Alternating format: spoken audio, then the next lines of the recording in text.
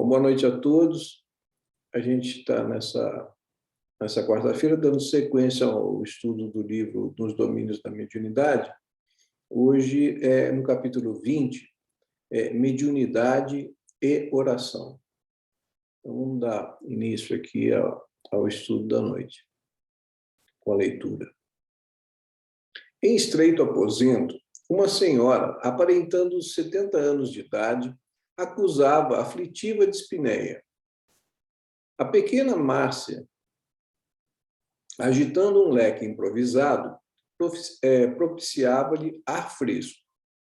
Ao lado da enferma, porém, uma entidade de aspecto desagradável exibia estranha máscara de perturbação e sofrimento, imantando-se a ela e agravando-lhe os tormentos físicos. Tratava-se de um homem desencarnado, demonstrando no olhar a alienação mental evidente. Enquanto Anésia se acomodava junto à doente com inexcedível ternura, procurando esquecer-se de si mesma para ajudá-la, Aulus informou prestimoso. Temos aqui nossa irmã Elisa, em avançado processo liberatório. Vive as últimas horas no corpo carnal. E este homem de triste apresentação, que guarda a cabeceira? Perguntou Hilário, indicando a entidade que não nos via.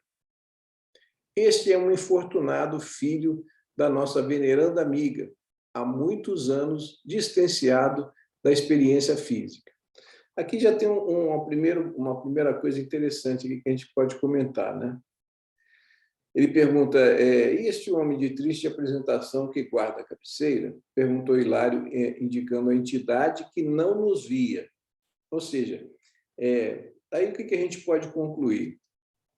Que, mesmo no plano espiritual, né, de acordo com a vibração que a gente se encontra, por exemplo, o que a gente deduz é que eles estavam num plano vibracional superior ao dessa entidade aí que estava junto com a senhora que ia desencarnar. Né? Então, assim, estavam vibrando numa outra dimensão da matéria, que eles conseguiam ver essa criatura aí que estava junto, mas a criatura não conseguia ver a eles, né?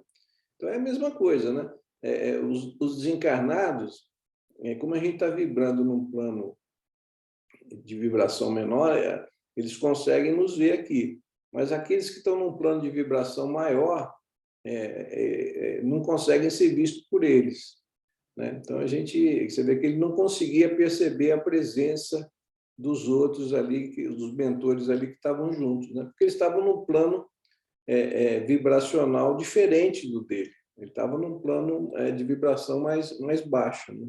Então, ele não conseguia perceber aqueles que estavam num plano de vibração maior. Né?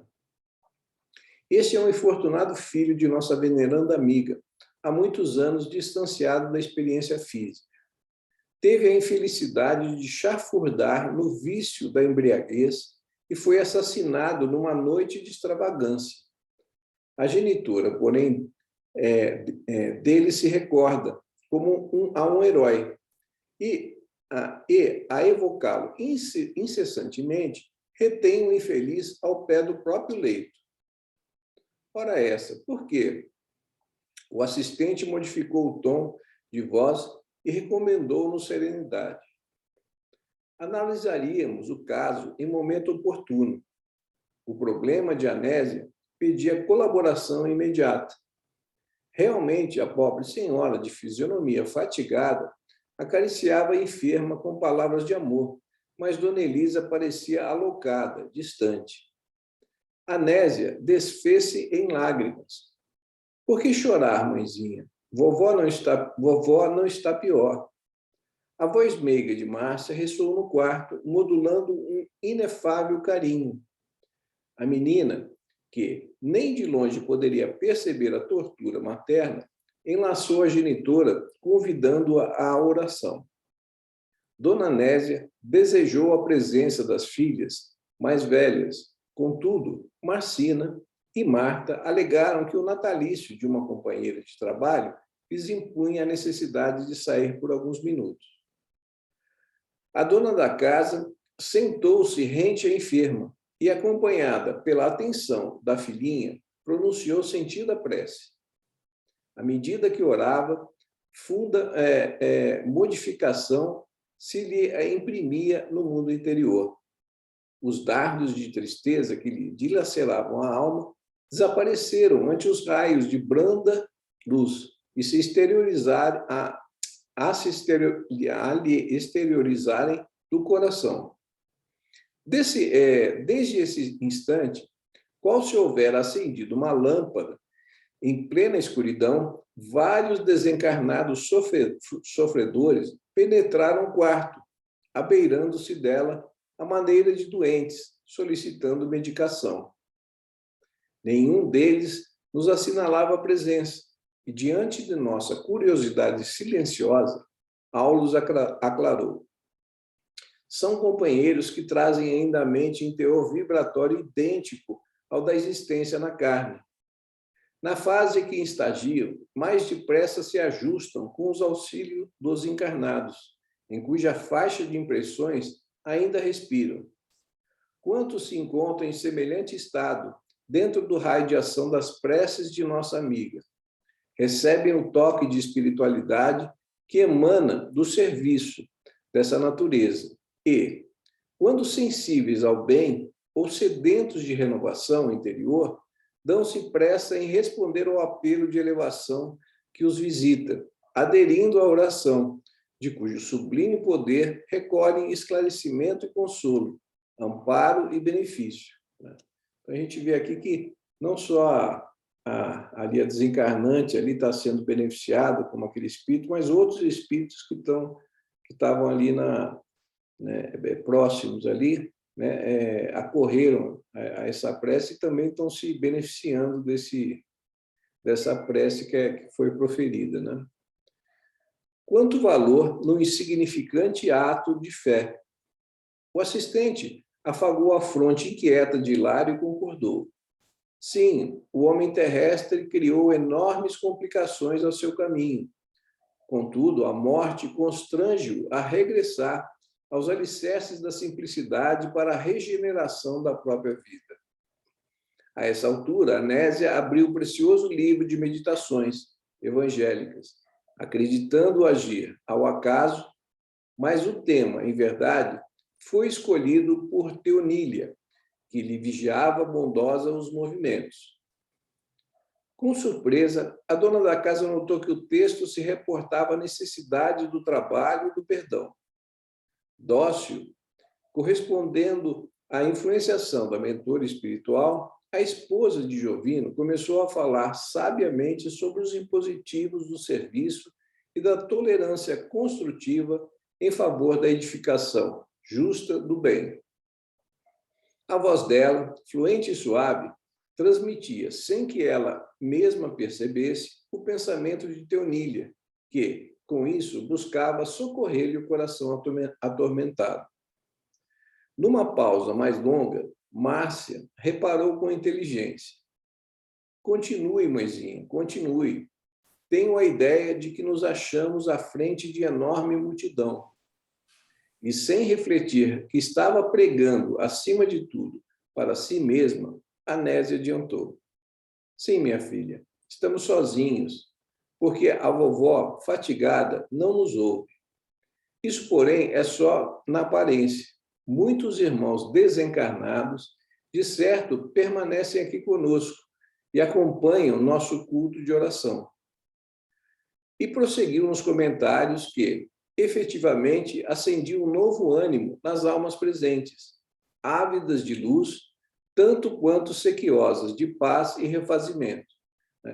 Isso aqui é uma coisa interessante para a gente refletir, né? Porque às vezes a gente está entre encarnados, né? Entre poucas pessoas, às vezes, né? Fala assim, puxa, às vezes eu vou fazer uma palestra, eu vou fazer uma prece, tem uma ou duas pessoas aqui só, né? Que aquilo a gente acha que não, vamos dizer assim, não está tendo um alcance, né?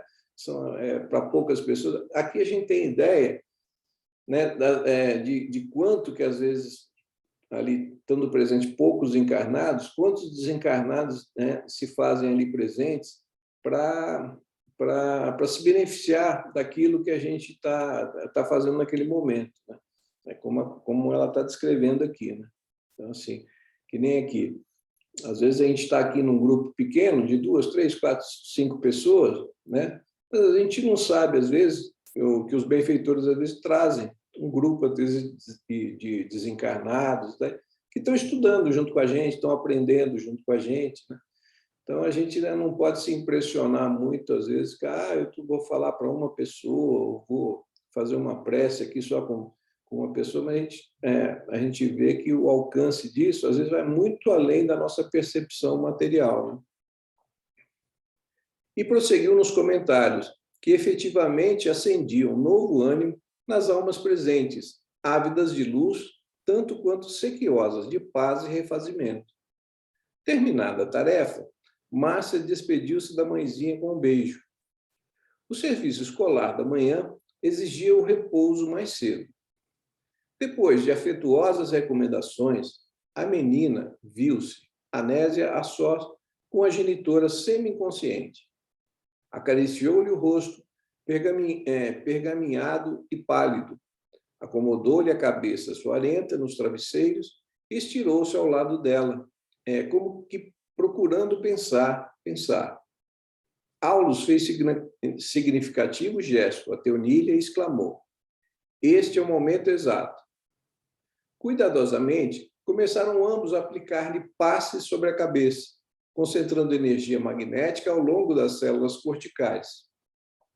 Anésia viu-se presa de branda hipnose, que ela própria atribuía ao cansaço e não relutou.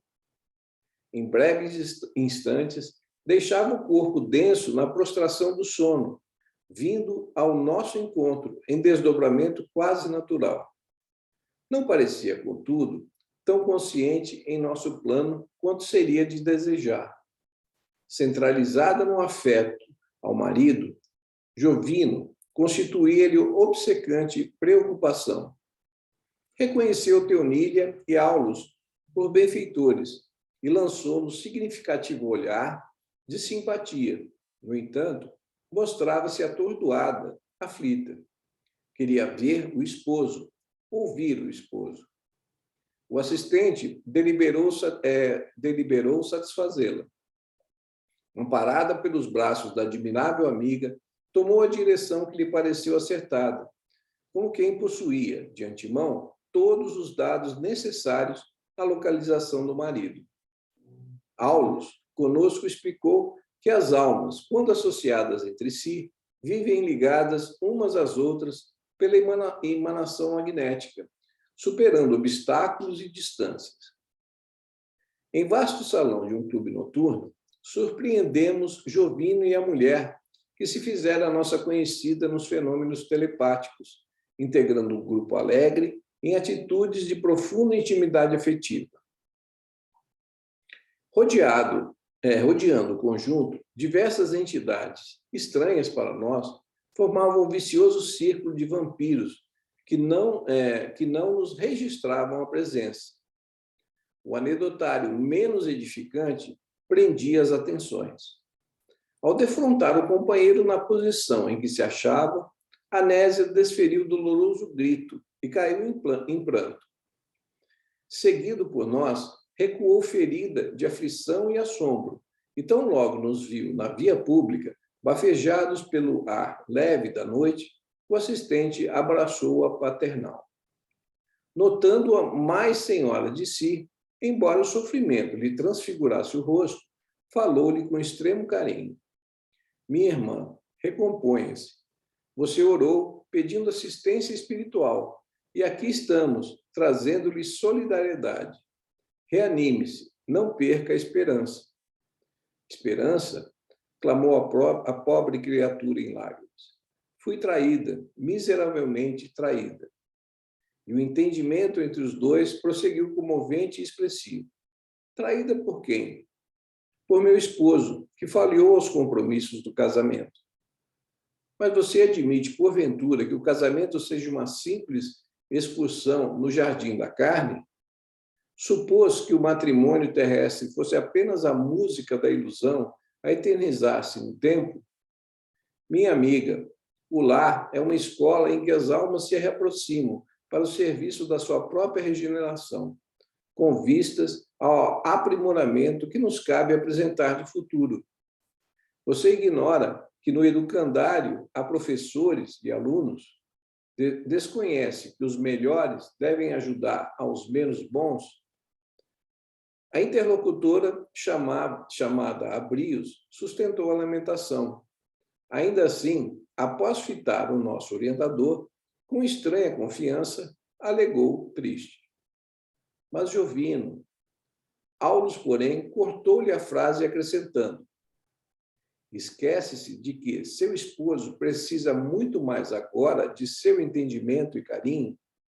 Nem sempre a mulher poderá ver no companheiro o homem amado com ternura, mas sim um filho espiritual necessitado de compreensão e sacrifício para soerguer-se, como também nem sempre o homem conseguirá contemplar na esposa a flor de seus primeiros sonhos, mas sim uma filha do coração, a requisitar-lhe tolerância e bondade, a fim de que se transfira da sombra para a luz. Anésia, o amor não é tão somente aventura rosa e doce do sexo perfeitamente atendido. É uma luz que brilha mais alto, inspirando a coragem da renúncia e do perdão incondicionais, em favor do ser e dos seres que nós amamos. Jovino é uma planta que o Senhor lhe confiou às mãos de jardineira. É compreensível que a planta seja assaltada pelos parasitas ou pelos vermes da morte. Todavia, não há a recear se a jardineira está vigilante. Nesse ponto das belas palavras do instrutor, a mãezinha de Márcia voltou-se para ele, à maneira de uma doente agarrando-se ao médico, e rogou em voz súplice: sim, reconheço. Entretanto, não me deixe sozinha. Sinto-me atribulada. Que fazer da mulher que o domina? Nela vejo a perturbação e o fel de nossa casa. Assemelham-se a um espírito diabólico, fascinando e destruindo. Não se refira a ela assim, com palavras amargas. É também nossa irmã, vitimada por lastimáveis enganos. Mas como aceitá-la? Percebo-lhe a influência maligna. Parece uma serpente invisível, trazendo consigo pavorosos monstros para junto de nós. Nosso templo doméstico, por isso, transformou-se num inferno, em que não mais nos entendemos. Tudo agora é fracasso, desarmonia e insegurança. Que fazer de semelhante criatura? Compadeçamos-nos dela. Terrível ser-lhe-á o despertamento. Compaixão? E que outra melhor represália, se não essa? Não seria mais justo situá-la na reparação dos próprios erros? Não seria mais certo relegá-la ao lugar escuro que merece?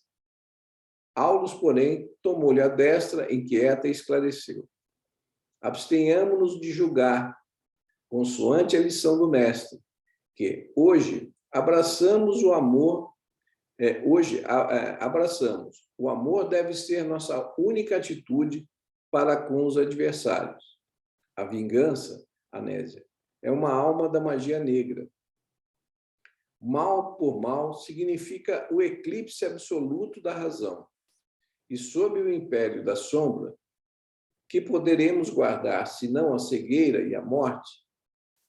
Por mais aflita que lhe seja a lembrança dessa mulher, recorde-a com suas preces e em suas meditações. Por isso, necessitado de nossa assistência fraterna. Ainda não readquiriu nossa memória integral do passado e nem sabemos o que nos ocorrerá no futuro. Quem terá sido ela no pretérito? Alguém que ajudamos ou ferimos? Quem será para nós no porvir?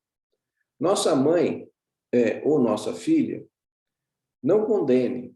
O ódio é como um incêndio que tudo consome, mas o amor sabe como apagar o fogo e reconstruir.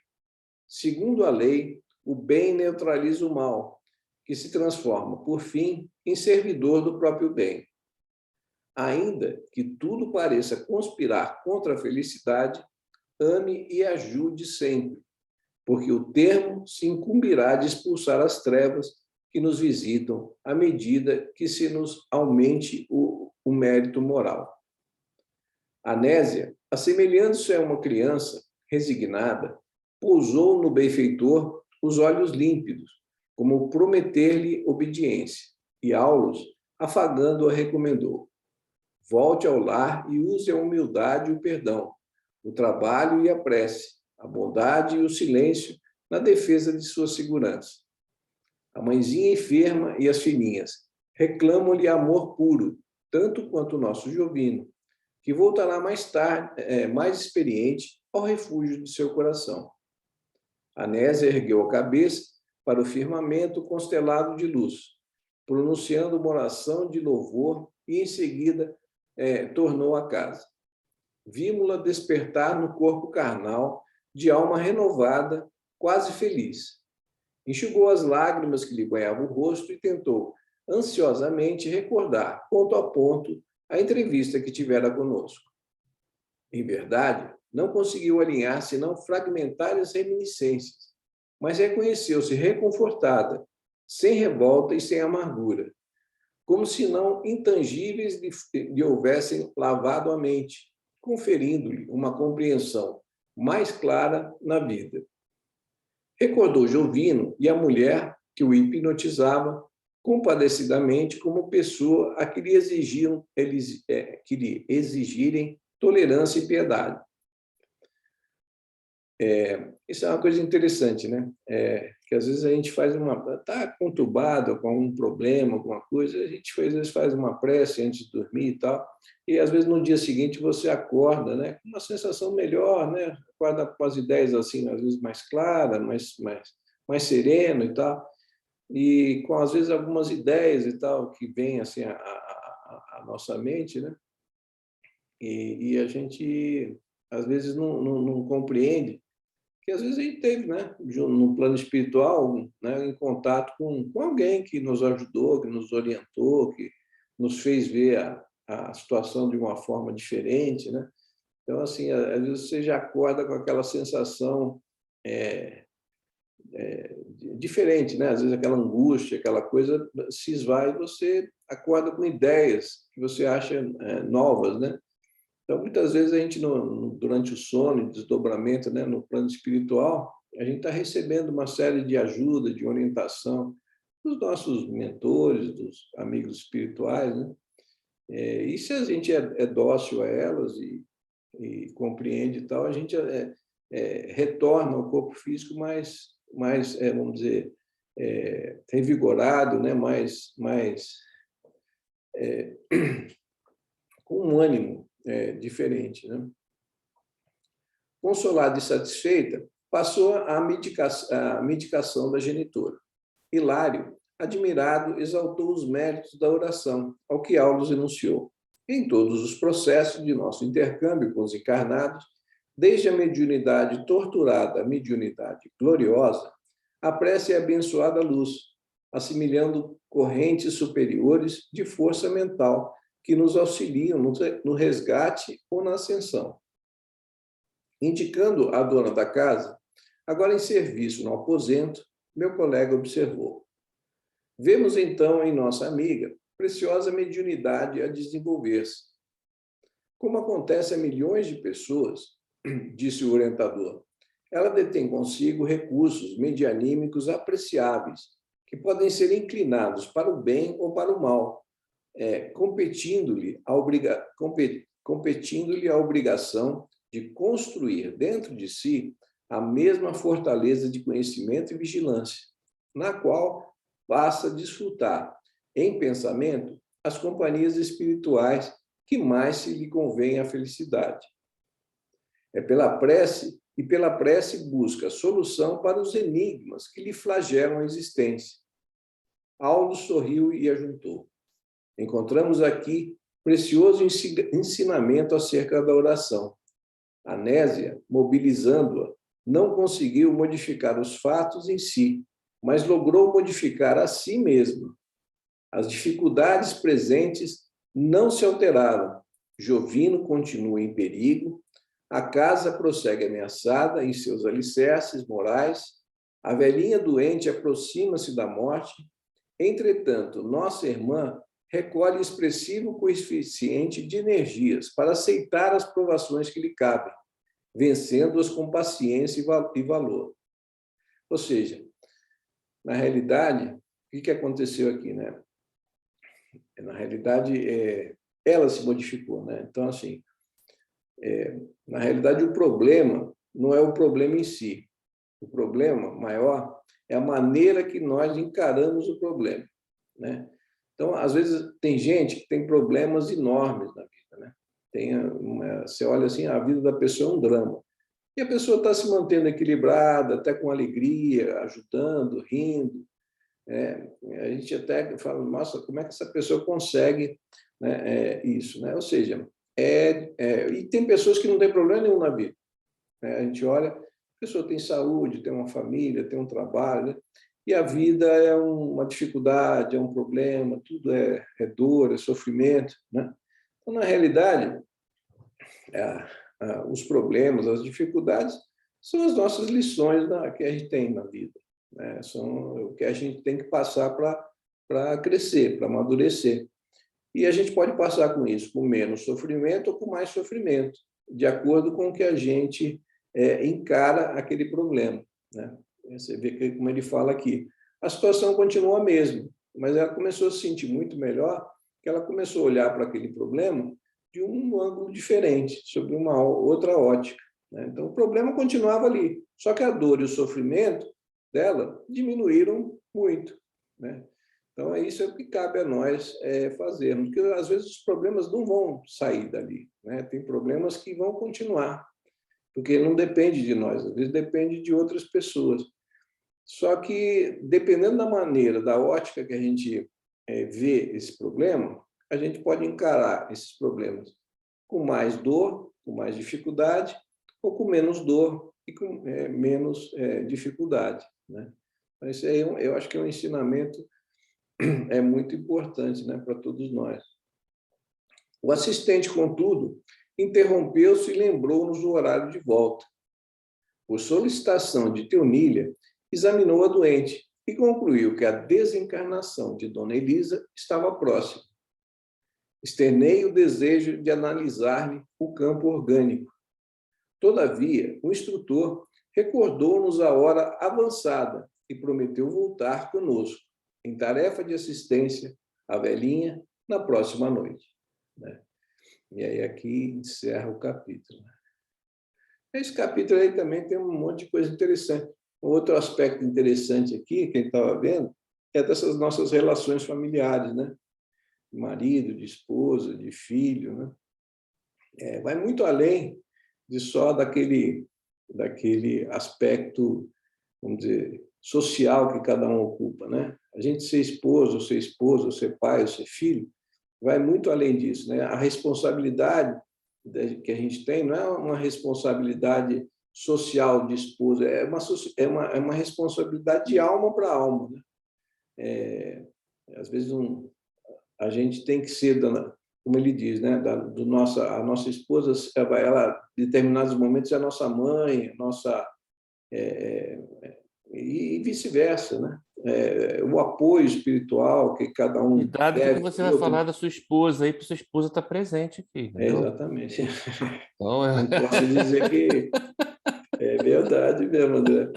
É isso aí. Mas, assim, a gente tem que fazer, muitas vezes, mesmo sendo esposo ou esposa, filho, às vezes o filho faz o papel de pai para um pai, né? A esposa faz o papel de mãe para o marido, né?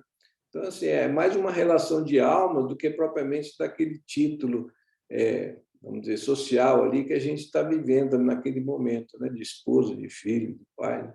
ô, Cláudia, você faz papel de mãe para o Newton? Com certeza, muitas vezes.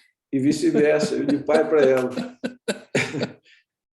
Mas ainda bem, né, André? Ainda bem que é assim, se não fosse. Mas Esse essas capítulo relações. é extraordinário, né? Esse É, capítulo é muito bom, né?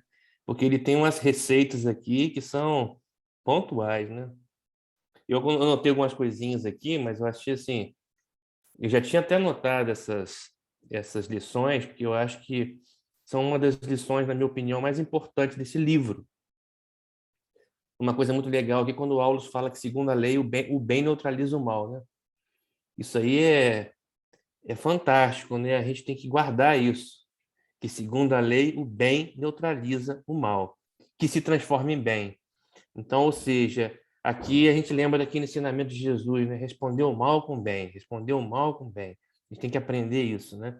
Porque na hora, às vezes, da cólera, da raiva, né? Quando você sofre uma agressão, até pelo instinto nosso ainda, a tendência é a gente responder, né? De forma de agressão também, que é um grande erro, né? A gente acaba se complicando ainda mais. A outra coisa que eu notei aqui, que a prece é uma abençoada luz, né? Então, como a gente precisa realmente estar com a prece o tempo inteiro com a gente, porque a hora que a gente estiver meio desviado, meio perturbado, a gente lembrar que tem que fazer a prece, que com certeza vai nos ajudar, né? E aqui é interessante que o Aulus fala, né? Que tenhamos tolerância, piedade, mesmo com aqueles que nos agridem. É difícil, mas nós temos que tentar, né? Exercitar isso aí até que se transforme em hábito, né? Então, aqui fala da humildade, do perdão, do trabalho, da prece, da bondade, o silêncio, né? Que muitas vezes o silêncio ele é muito importante. Às vezes é a melhor reação que você pode ter diante de uma situação difícil, às vezes realmente é o silêncio, melhor do que você falar alguma bobagem ou reagir precipitadamente, né? E aí, quando ele fala em construir a fortaleza dentro de si, isso é muito legal também, né? Então, quer dizer, a segurança a gente constrói dentro da gente, né? Para a gente se tornar imune a essas situações de más influências, de agressões que a gente sofre na vida, todos nós sofremos. Também agredimos, né? Então, a gente tem que aprender a não agredir ninguém e a não digo aceitar, mas tolerar as agressões que a gente sofre, né? Eu acho que é mais ou menos por aí. E muito legal quando ele finaliza ali, né, dizendo que um espírito transformado naturalmente transforma situações. Isso é muito legal, né? Então a gente vê como que realmente a transformação, que o trabalho, ele é de dentro para fora, né? Ele é de dentro para fora. Então, esse capítulo, para mim, ele é diferenciado, porque os ensinamentos são pontuais e atuais, né? Bem atuais. você falou uma coisa interessante, André, do silêncio, né? E às vezes a gente não consegue, vamos dizer, guardar, né? Então tem uma frase que é muito interessante que traduz isso bem, né? Você é senhor do que cala e escravo do que fala, né? Às vezes a gente fala uma coisa, magoa uma pessoa, aquilo fica, você fica escravo daquilo o resto da vida, né? Porque aquilo ficou, né? A força da palavra, né?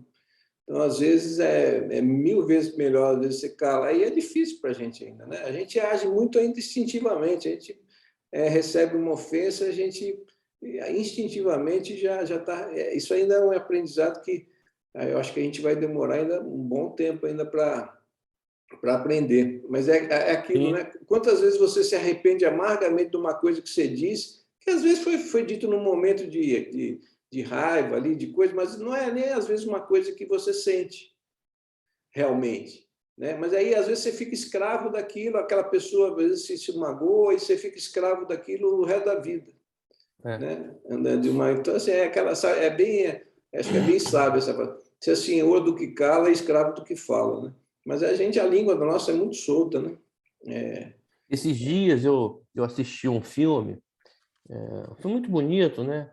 Mostrando a história do racismo lá nos Estados Unidos, né?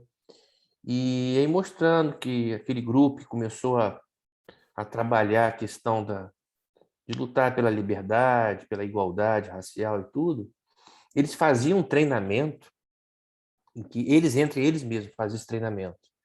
Ele pegava cada hora um membro, né, do grupo e eles mesmos faziam as agressões físicas, agressões morais, para eles exercitarem e se capacitarem e não responder às agressões.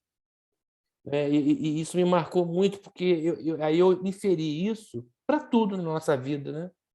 Quer dizer, aí veja bem, eles faziam esse treinamento para poder eles conseguirem fazer as manifestações que eles faziam, as passeatas, né? Irem nos órgãos públicos, né? Foi aquele período todo que não se podia nem votar nos Estados Unidos se não fosse branco, aquelas coisas todas que uma fase muito difícil, né? Que ocorreu nos Estados Unidos. Então, aí você vê que esse grupo eles faziam essa capacitação, esse exercício. É o que nós temos que fazer, né? A gente tem que fazer um exercício tremendo para poder a gente não responder às agressões, né? Porque às vezes a gente não aguenta e acaba reagindo, né? Isso se dá desde pequenas coisas, como, por exemplo, uma fechada no trânsito, até coisas mais sérias e mais graves. E é um exercício realmente que a gente tem que fazer. É um É, treinamento. Não é fácil, né? Mas a gente tem que se é esforçar para igual aquela conseguir. passagem no nosso lar lá do André Luiz, daquele copo d'água, né? Que ele botava água na boca e tinha que ficar com a água presa. Logo que ele desencarna, que ele está sendo. Aí Eu começava a lembro. falar, toma água aqui, manter essa água na boca. Assim, enquanto isso, a gente fica calado. Às vezes a gente devia sair com a boca cheia de água, né? Porque a gente, né, fala, é difícil a gente se conter, né?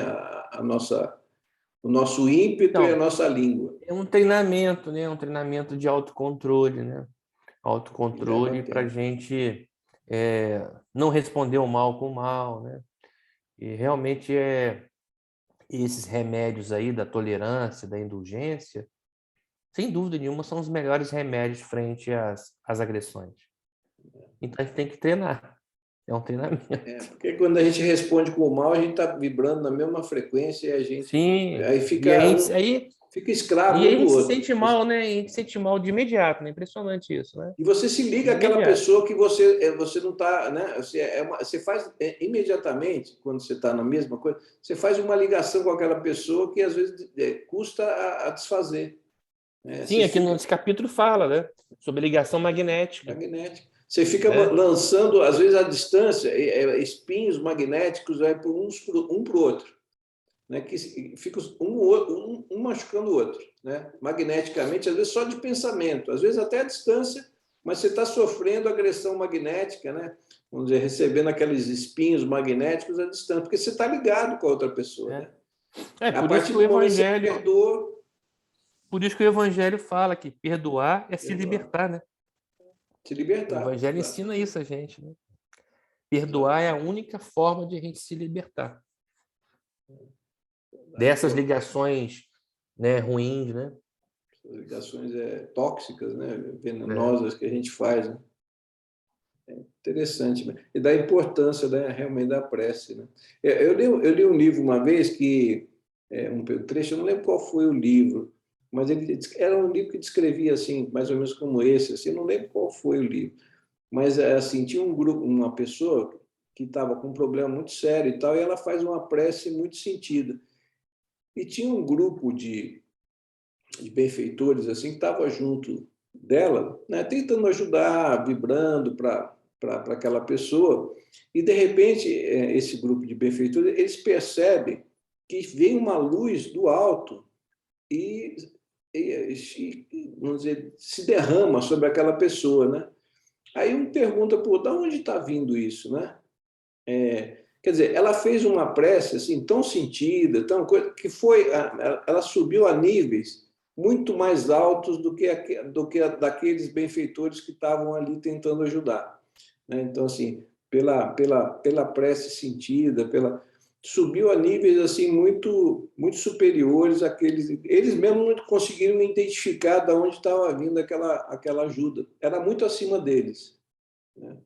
Então, assim, você vê que com a pressa a gente faz ligações, né, que a gente nem imagina, né? A gente nem imagina. Mas é isso. Alguém quer fazer mais algum comentário aí? Não? Então, a gente, a Eu semana que vou achar vem... aqui um pedacinho. Hum, Estou chegando atrasado, meu som está chegando atrasado aí, viu? Tem aí, dentro disso aí que o André puxou, eu tinha deixado uma. Nós estamos aqui na frente dela, só um minutinho só que eu vou achar onde eu marquei. É justamente essa questão em que a gente não consegue ainda, lá na casa onde eu trabalho ou em qualquer outro ponto, a gente não conseguiu ainda, na realidade, fazer mesmo nossos irmãos dentro do estudo, dentro de toda a nossa doutrinação por Kardec, a gente não consegue comprovar ou fazer com que os assistidos percebam que o valor da mediunidade ele influi no dia a dia. A maioria dos que lá chegam e vão em busca de socorro e que também estão atravessando esses momentos difíceis, a tendência do indivíduo é acreditar que são médiums aqueles que têm psicofonia, aqueles que fazem a psicografia. Eles não conseguem entender que esse intercâmbio ocorre em qualquer um de nós. E aí, muitas vezes, eles não valorizam a questão da prece. É aquela prece meio que pré-moldada, ele não compreende que essa questão do pensamento, porque, na verdade, tudo acaba sendo uma mente e pensamento, né? Então, ele não percebe isso e ele acredita que o efeito do resultado das preces tem que vir do medianeiro que está lá na casa. É muito complicada essa história. Ele espera que o medianeiro possa fazer o trabalho da prece, ou da organização vibratória dele. Ele não entende. Ele saiu, como a gente diz, do portão para dentro é uma gracinha, é uma maravilha, é um ai Jesus. Do portão para fora, ele retorna para a sua vida natural, que ele considera a natural. É isso Ele aí. acha que é necessário, assim, é uma grande realidade assim, de um grande número de pessoas, que é necessário vamos dizer, um intermediário, né, para que ele consiga alguma coisa, quando a gente sabe que a melhor maneira não é através de um intermediário, é através de nós mesmos. Né? É você construir, vamos dizer, o templo, não no templo, mas o templo dentro de cada um de Dentro de nós, você. né? A gente construir, o dia que a E essa gente... questão que o Ivan colocou aí, ela é muito importante porque são as influências ocultas, né? Que as pessoas não percebem que elas estão recebendo influências de espíritos inferiores, atraídos, obviamente, pelas suas fraquezas, né? Porque você permite isso a partir do momento que você abre a guarda quando você se deixa tomar pelas suas más inclinações, e essas influências, elas pioram mais ainda as coisas. Então, muitas vezes as pessoas estão tomadas por essas más influências, que começam a dirigir até as suas próprias vidas, né? E no sentido de ladeira abaixo, e não percebem isso, né? Então, o Espiritismo já nos avisou, os benfeitores já tinham avisado, que a mediunidade ela ia mudar com o passar do tempo. Cada vez menos materialização, menos psicografia mecânica, menos visão, Clarividência. a clarividência, e cada vez mais uma mediunidade intuitiva, né? Uma mediunidade inspirativa. E é isso que eu acho que mais acontece hoje em dia, né? Então, são as influências ocultas que muitas vezes as pessoas não percebem.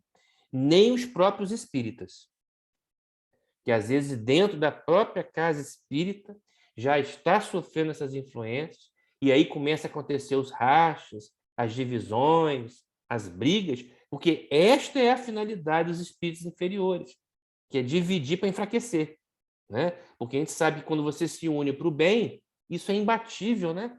A lei divina ela mostra isso claramente. Quando a gente se une pelo bem, isso é imbatível. Mas quando a gente começa a se desunir, né, a dividir, aí a gente se entrega, fica muito mais fácil a gente ser manipulado, né? E aí você vê muitas vezes casas espíritas que quebram no sentido assim, de acabarem, de enfraquecerem, né, de começarem os trabalhos minguarem, né, justamente por causa a essas influências, né? Então é um negócio muito sério e a gente tem que estar muito esperto, muito atento, né? E inclusive nós espíritas, porque obviamente a gente também é muito visado para esses ataques, né? Kardec numa publicação da Revista Espírita, ele nos alerta sobre isso, sobre a questão dos ataques que o espiritismo viria a sofrer. Qualquer luzinha, por menor que seja que você acenda, sempre vai chamar atenção, né? De um lado e do outro, né? E a família, né? Porque quando você consegue também entrar numa família e causar desunião, você está desestruturando a célula da sociedade, né? Você tem famílias unidas, bem consolidadas, em harmonia, é um bem muito forte. Quando você cria as confusões familiares, aí é uma fartura, né, de mão beijada para esses espíritos cristalizados. Exatamente. Por isso que tem que tratar muito bem a esposa, viu, Newton? Opa. Carinho. E a esposa tratar bem os maridos também, né? Isso é recíproca também, né? Isso aí. Verdade. Mas é isso. Uma coisa interessante, a prece, né, na verdade, é um apelo da alma, né? Que nos liga instantaneamente ao mundo espiritual, né? Então, a gente... uma vez eu vi li um texto em que ele classifica a prece. Então, seria a prece vertical, quanto é um apelo nobre seu, né? Você se liga imediatamente aos benfeitores espirituais. A prece que ele chama de horizontal, que são pedidos assim mais terrenos, né? Mais nosso do dia a dia, né? Um pedido para um filho passar por um vestibular, para um amigo conseguir um emprego, né? Então, são os espíritos mais amigos nossos, porque são solicitações justas, né? E existe a que não é uma prece. Acho que foi o Clarencio, que uma vez que eu li num livro, que ele fala que é uma invocação. Quando você se afina com espíritos inferiores, com seus pensamentos egoístas, de raiva, né? Então, você cria instantaneamente aquelas ligações, né? Então, é o que eles estão sempre falando para a gente, é a sintonia do pensar, a sintonia do sentir, né? Então, está sempre batendo, acho que, né, nessas teclas, né? Você sabe, Cláudia, que esses dias eu tive acesso, né, a um discurso do Kardec que foi feito na Sociedade de Paris em novembro, 1º de novembro de 1868. Foi um dos últimos discursos dele, assim, públicos. 4 meses depois ele desencarnou. E nesse discurso ele faz um resumo, bem resumo mesmo, mas pontual. Só ele que teria essa capacidade de fazer isso. Ele conseguiu fazer isso. Em poucas frases, ele resumiu a doutrina espírita. E um dos itens que ele pontuou tem a ver com isso que você acabou de falar, que é a questão de que o espiritismo é uma religião, sim. Não uma religião como nós da Terra entendemos. E quando fala em religião aqui na Terra, a gente pensa em dogma, em culto, etc. Mas ele fala que é uma religião porque é exatamente uma ligação que nós conseguimos fazer com o Pai Criador, com as leis divinas, com as leis naturais.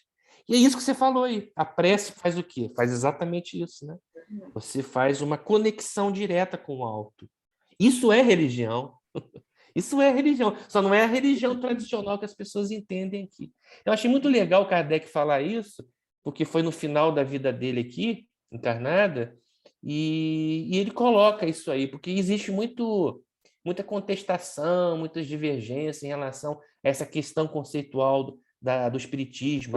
O espiritismo não é uma religião, é uma doutrina, porque tem um triplé lá da filosofia, ciência e religião. Mas tem religião, porque a religião é justamente essa ligação direta. É o vértice, é o que eles chamam Exatamente. de nobre. Exatamente. E tem alguma parte de alguma obra, que agora aqui de cabeça eu não estou lembrando, mas eu li isso, que dentro desse tripé aí da doutrina, o mais importante é a parte religiosa. Que é a parte moral, né? É, que é essa parte da ligação com Deus, com o nosso Criador, né? Uma coisa da prece, né, que a gente às vezes, muitas vezes assim, as pessoas entendem a prece como aquilo que a gente faz de manhã, quando acorda, se recolhe, lê um trecho do Evangelho, E assim, tem muitas maneiras que a gente pode orar, né?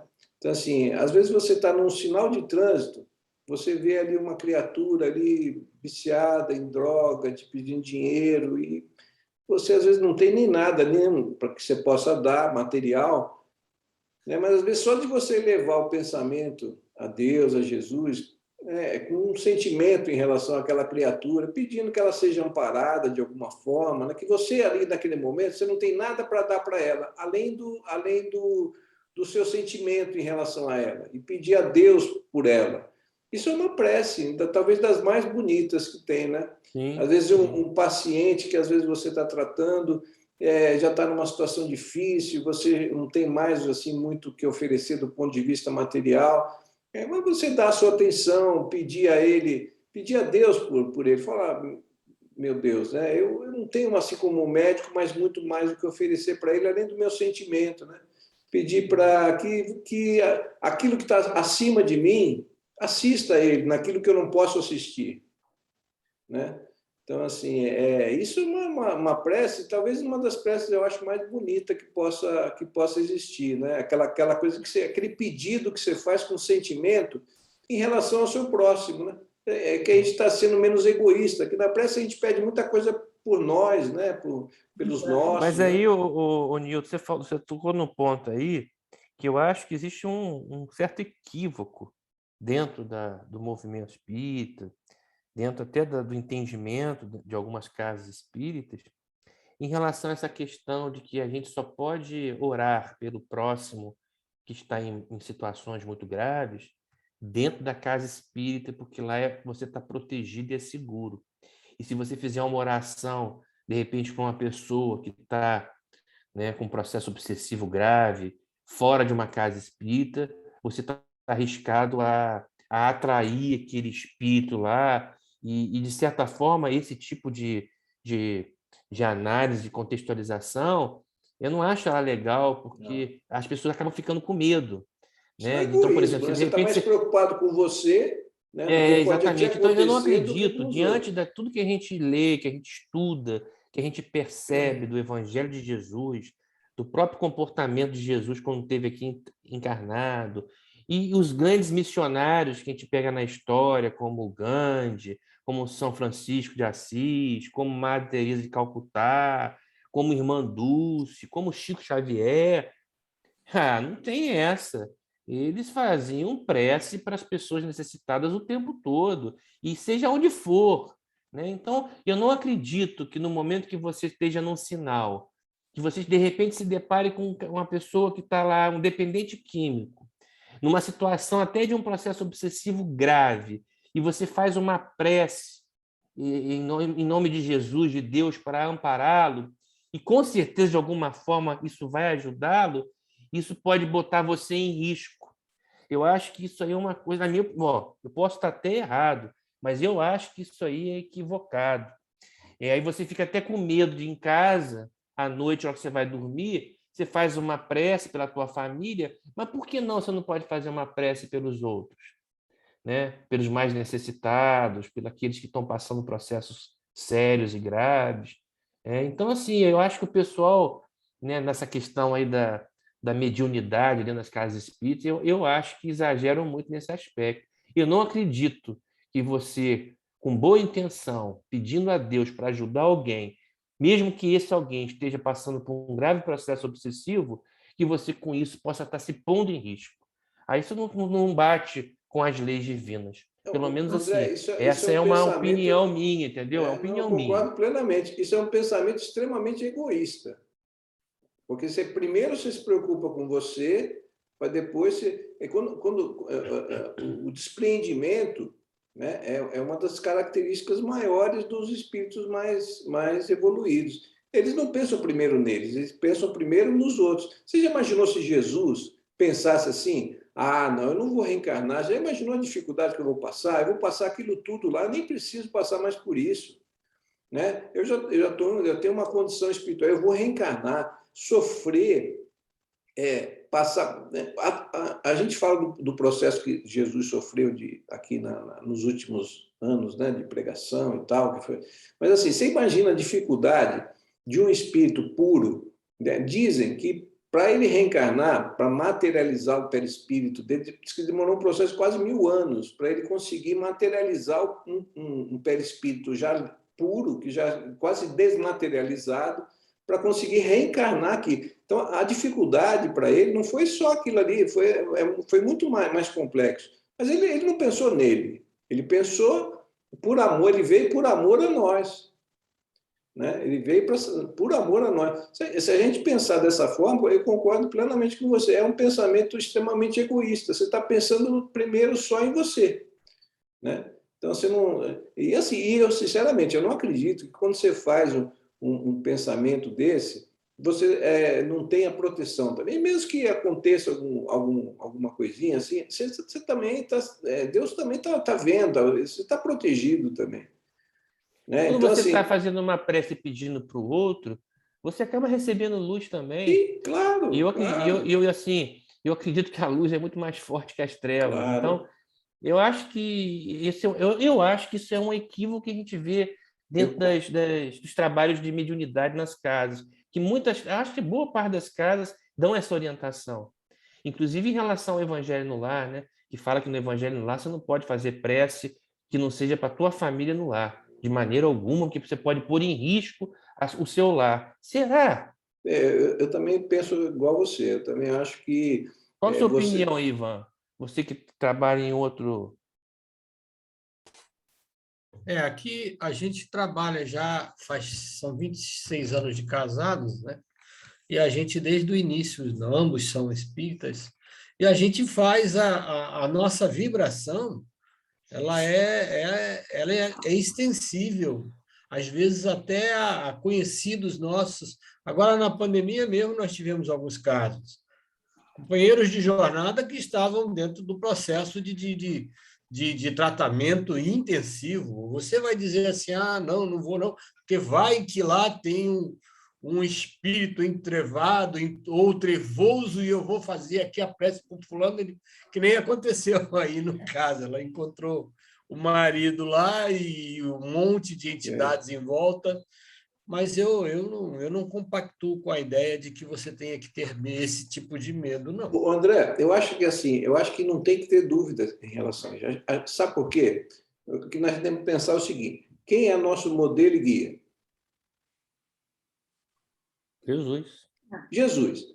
Você acha que Jesus ficaria preocupado se ele fosse o que ele poderia sofrer de assédio, alguma coisa? Você acha que ele pensaria primeiro nele ou primeiro em quem ele está procurando assistir? Não, Então, com assim, eu acho certeza. que isso aí não tem nem dúvida, né? Então, E outra assim, coisa, né, Newton? O Kardec deixou muito claro que a gente tem que ter uma fé raciocinada que passe pelo crivo da razão. Isso está tão no crivo da razão, né, de ser um equívoco você sim. achar que você, né, só pode rezar pelos outros dentro da casa espírita, porque você pode se pôr em risco. Eu acho que isso é um equívoco, né, sinceramente. Até que me Eu prove o sinceramente tenho contrário. certeza, porque assim, se nós somos cristãos, eu acho que acima de nós, assim, o objetivo meu, assim, o espiritismo para mim é um caminho para mim me tornar cristão. Meu objetivo não é ser espírita, meu objetivo é ser cristão. O espiritismo para mim foi o melhor caminho que eu encontrei para compreender Jesus. Então, assim, para mim o espiritismo ele é um caminho, ele não é um fim. Então, o meu objetivo me tornar um dia, me tornar cristão.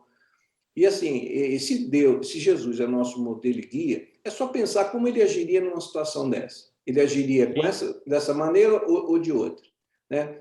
É aquilo que eu estava comentando outro dia no negócio da pandemia, né? O fechamento das casas e tal. A A gente se pandemia foi um colocar no exemplo lugar. Você acha disso, que né, Jesus, de uma pandemia dessa, ele estaria se fechando num lugar e esperando passar a Não, de pandemia? forma alguma. Ou ele estaria indo para a rua, abrindo a casa, recebendo as pessoas que estão sofrendo? Então, assim, eu acho que Ô, não tem nem Nilton, não dúvida. precisa nem chegar em Jesus. Vamos lembrar aqui Maria de Magdala, que cuidava dos leprosos, na época eram chamados leprosos. Vamos lembrar aqui de Madre Teresa de Madre Calcutá, de São Teresa. Francisco de Assis, de Chico Xavier. Eles não tinham medo de doença. Pois Eles é. se aproximavam das pessoas com doenças infecto-contagiosas e beijavam, inclusive. Sim. Está beijando uma pessoa que está com uma doença infecto-contagiosa, é um irresponsável, é um não sei o quê, está contra as recomendações sanitárias. Sanitário. Meu Deus do céu, olha, eu vou Jesus te curou falar. quantos leprosos? Né? Sabe, são umas coisas Né? Se que essa aproximou dos pandemia leprosos para curar. serviu Jesus, para... não tá, Essa tá. pandemia serviu para a gente parar para fazer umas Não, reflexões foi o que eu estava bastante fortes, colocando hoje não? lá no grupo, assim. Eu acho assim, o movimento espírita, isso serviu para o movimento espírita fazer, isso é do meu ponto de vista, né? Não tenho pretensão de, mas assim, essa pandemia evidenciou um monte de coisa no movimento espírita, né? Que o movimento espírita tem que parar e fazer uma reavaliação grande, né? Para que não haja prejuízo do espiritismo, né? O espiritismo é uma coisa, o movimento espírita é outra. O espiritismo é irretocável. O movimento espírita, Sim. como é feito por nós, que somos imperfeitos, Perfeitos. sempre vai ter problemas, isso é natural. Mas é importante a gente parar e refletir em cima desses desvios que todos nós fazemos, né? Para a gente retomar um caminho, né? Diferente, né? Então, são reflexões aí que a gente... Eu penso sempre assim, né? Na dúvida de alguma coisa, eu costumo pensar assim, nessa situação, como é que Jesus agiria? Né? A gente, mais ou menos, né, por todos os relatos do Evangelho, a gente conhece bem o comportamento dele. Então, quando eu tenho uma dúvida se eu faria alguma coisa ou não, eu costumo usar esse critério. Numa situação dessa, como é que Jesus agiria? Eu tento imaginar isso, né? Aí, isso é que vai me servir de baliza, né? Para eu poder tentar ter um norte para procurar agir daquela forma, né? Muitas vezes a gente não consegue, mas tem que ser, né? Não é o nosso Eu fico modelo e pensando, guia. vou fazer uma comparação bem básica, o Newton. Nós, como médicos, na profissão nossa, se a gente tiver medo de doença, nós vamos tratar de Sim, doente, vamos mudar de claro, profissão. exatamente. Quem que vai tratar o tuberculoso? Quem que vai tratar as pessoas com hanseníase? Quem? Quem vai atender uma pessoa gripada? Então, mas muda de profissão. Sim, também Então, se o acho. espírita não deixa de ser um médico, é um médico para dar o remédio espiritual, o alimento espiritual e orgânico também, porque a gente sabe que todos esses processos de tratamento espiritual refletem sobre o tratamento orgânico, a gente sabe disso. Hoje a ciência mostra isso. Então, a mesma coisa, eu vejo o espírita como um médico. É um médico, né? É um médico da alma. E a casa Então, se ele tiver espírita, com medo de atender uma pessoa que está passando por uma necessidade, mas essa pessoa pode estar com uma doença infecto-contagiosa, então ele não vai atender. Então, Madre Teresa de Calcutá não teria feito nada daquilo que ela fez. Irmã Dulce também não. E outros mais, né? e André, e a casa espírita é um hospital Exatamente. espiritual. O hospital não fecha, né? Você já imaginou se até a pandemia vamos fechar os hospitais? Não, né? Então, assim, é a mesma coisa. A casa espírita é um hospital, né? O hospital não pode fechar a porta, né? Quando as pessoas mais estão em dor e mais necessitam de Ô, ajuda. Nilton, ontem eu fui intermediar um evangelho na casa espírita, estava cheio, bastante gente, com a distância direitinho e tal, as medidas que tem que tomar, mas sem exageros. Mas você via as pessoas assim, sem piscar. Todas assim, sabe? Você vê que precisando estar ali, para ouvir o evangelho, para receber o amparo, para receber o alimento espiritual. E eu notei isso assim ontem de uma forma tão clara, tão explícita. porque eu fiquei pensando, gente, né? Vamos ficar fechado quantos anos, né? Se a pandemia, daqui a pouco, de repente, pode surgir uma outra, fecha de novo as casas sim. espíritas, e aí por aí vai. Então, será que, né, nós temos que fazer uma reflexão muito grande, sabe? O que é Sim, sim. insanidade mental? Né? Nós temos que fazer uma análise. O que é insanidade mental? É verdade. Mas é Bom, isso aí, eu acho que é a isso reflexão aí. foi boa. É Vou bom, levantar a bola. né? É boa reflexão. Aí cada um reflete do jeito que Se quiser. quiser, lógico, a liberdade de O pensar livre-arbítrio, né? A gente tem o livre-arbítrio e livre-arbítrio liberdade de também cada de um de falar, né? pensar da sua forma. Cada um pensa da sua forma. Bom, então na semana que vem, a gente dá continuidade com o capítulo 21, mediunidade no leito de morte. Né? Então, aqui vou despedir daqueles que estão nos acompanhando, né? E vou encerrar aqui a gravação e a gente se retorna na próxima Mas semana. a prece não ficaria na É isso gravação? que eu queria conversar com vocês. Vocês não se manifestaram muito, vocês acham melhor a gente fazer, né? Vocês concordam? Eu Então, bom, concordo. quem quer fazer a prece de encerramento, então? Quer fazer? Quer fazer, Ivan? Novo ainda. André, Cláudia, Lília. Eu acho que o Ivan tem que assumir aí a responsabilidade. Caiu para ele hoje. Caiu para ele hoje, né? Então faz aí uma Ok, brevezinha, vamos lá. precezinha Vamos sim, breve. vamos sim. Agradeço a vocês, inclusive, essa acolhida toda. Né? É muito bom, é muito bom. Então, fechemos os nossos olhos. Vamos esperar a Lília, talvez ela possa chegar também. Tudo bem, Lília? Então, queridos irmãos, na graça de Jesus, estivemos por um tempo.